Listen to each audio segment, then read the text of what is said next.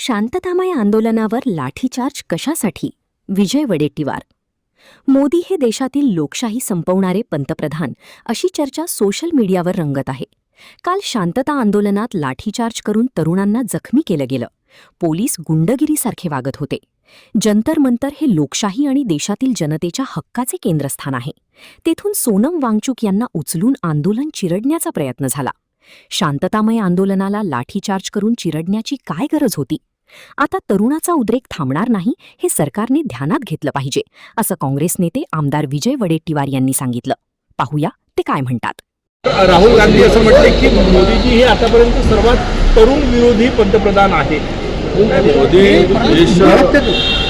देशातील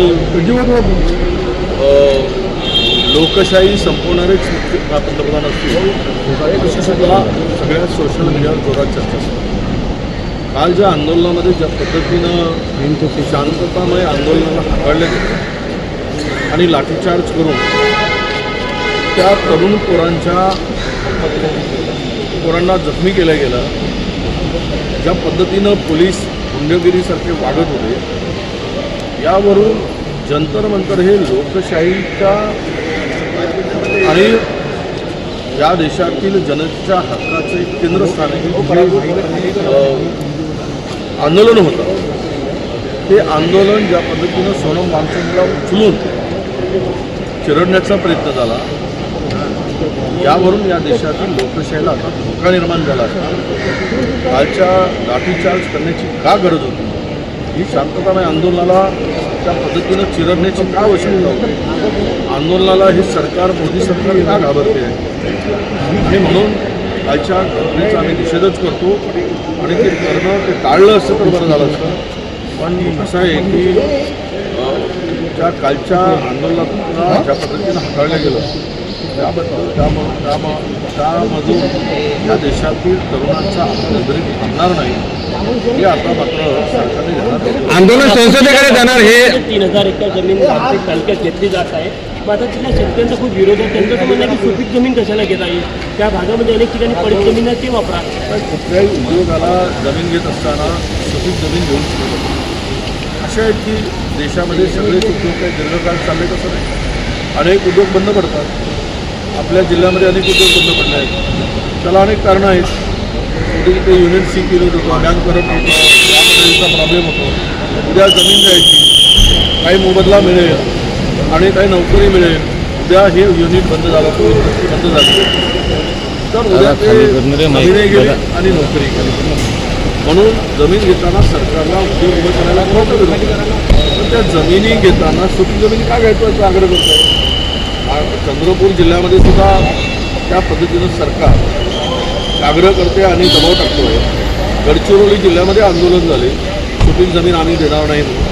परंतु सरकारला मात्र याचं काही देणं घेणं नाही आहे. उद्योगपतीसाठी पायगळ्या जरूर घाला, पण शेतकऱ्याला उद्ध्वस्त करून उद्योगपतीसाठी पायगळ्या घालणं हे चुकीचं आहे. आमच्या उद्योगाला विरोध नाही, सुपीक जमीन घेण्याला विरोध राहील. आणि जर बळजबरी करत असेल तर काँग्रेस त्या शेतकऱ्याच्या पाठीमागे उभं राहील आणि कोणत्याही परिस्थितीमध्ये त्या जमिनी आम्ही स्वतः जाऊ आणि शेतकऱ्यांच्या पाठीमागे उभं राहू.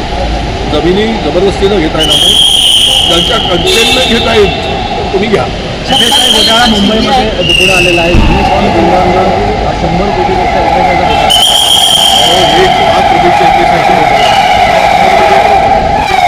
हे उघडकीस आलं म्हणून वापरलं. 100 कोटी रुपयाचे घोटाळे, 100 कोटी रुपये इतके प्रचंड घोटाळे झालेले आहेत. PDR घोटाळा, FSI घोटाळा आणि SIR घोटाळा, हे सर्व घोटाळे प्रचंड मोठे आहेत. आज सरकारला त्या संदर्भात चौकशी करायचीच नाही आहे. आम्ही हाऊसमध्ये अनेक मांडले. पुण्यामध्ये PDRचा जवळपास 2000 कोटीचा घोटाळा उघडकीस आला. एका चॅनलनी, एका मीडियाने हे संपूर्ण प्रकरण पुराव्याशी दाखवलं. कुठल्याही कारवाई नाही. तो तिकडे तुमच्या डम्पिंग यार्डमध्ये बिल्डिंगवर कोसळतो आणि अनेक लोकांचा जीव जातो, पण तो मोकाट सुटतो. तो अंथोणी नावाचा तो संपला, तो काम करणारा, त्याच्यावर कारवाई होत नाही. आणि याच्यामध्ये SRAचे अधिकारी त्याच्यात आहे आणि SRAचे वॉर्ड अधिकारी हे बघा, SRAमध्ये ज्या गोष्टी आहेत तिथे जो माणूस डेप्युटेशनवर जातो तो परमनंट त्याला बदलत जातो. म्हणजे एकदा त्याची ट्रान्सफर त्या ठिकाणी गेली, आता अनेक लोकांना तिथेच परमनंट केला गेला 1 करोड रुपये घेऊन. हे फार मोठा स्कॅनल आहे, हे एक फार मोठं रॅकेट आहे आणि हे सगळं रॅकेट मिळूनच हा धंदा सुरू आहे. त्यावर कोणाचं नियंत्रण आता मला सांगण्याची गरज नाही. सरकारने एवढ्या घोटाळे होत असताना मोंग येऊन गप्प बसू नये, घोटाळ्याची चौकशी करावी आणि दोषीवर कारवाई करावी. जंतर मंतर पे सीरिया पे जिस आज हुआ, क्या कहोगे? मैं उसका हम निषेध करते. देखो डेमोक्रेसी में ये तो सभी हमको अधिकार दिया है आंदोलन करने का. शांतता मार्ग से जो आंदोलन चल रहा था, जिस तरह से सोनम वांगचुक की तरह का आंदोलन खत्म करने की बात है. अब युवाओं अपने हक के लिए अपने अधिकार क्या लाठीचार्ज करने की क्या जरूरत है? सरकार करती है.